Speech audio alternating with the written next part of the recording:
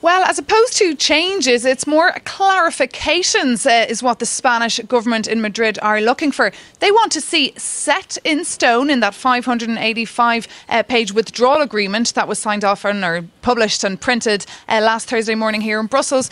Clarifications on the fate of Gibraltar, that overseas British territory in the south of Spain. They want to make sure that any talks between Gibraltar and the EU and the future status and trading arrangements will make sure that Madrid are in the room and that Madrid has a say. So in a nutshell, really, the Spanish government is frustrated and feeling a little bit neglected that the issue of Gibraltar and the border, of course, between Spain and Gibraltar that people cross every day to get to work and back was never really an issue. It wasn't really in the minds or in the headspace of EU negotiators. Their priority was more on Ireland and making sure there would be no hard border ever introduced in Ireland. So that's why we're seeing a very annoyed and upset Spanish government and very harsh statements coming out of Madrid in the last 24 hours. The question you posed is whether this could scupper the whole summit taking place and that deal being signed off on. Well, most diplomats here say that no, they believe that when Theresa May comes here on Saturday night and sits down with Jean-Claude Juncker, this will be the main point she'll discuss. And then Pedro Sanchez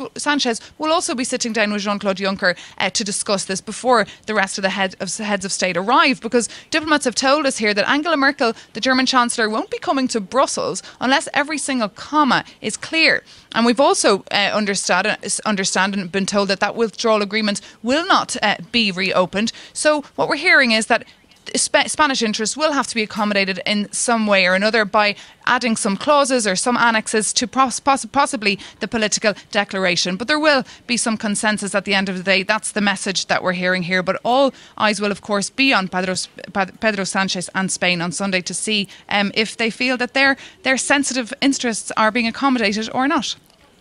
And the Spanish government aren't the only ones looking for clarification on this deal, are they? Fishermen in the UK have also been raising concerns, haven't they?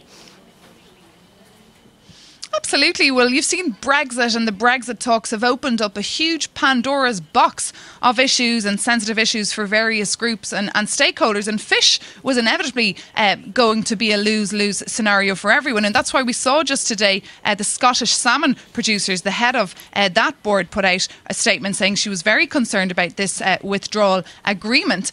The thing is, at the end of the day, there will either be tariffs on fish being exported to the EU, or else the EU won't have or will have to pay more for their fish. Nobody's going to be happy at the end of the day. And we've seen as well today very angry Danish diplomats who feel that their concerns about fish haven't been addressed either in this withdrawal agreement. But we'll be talking about fish for a long time because these kind of issues will be brought up when the trading agreement is discussed in the future.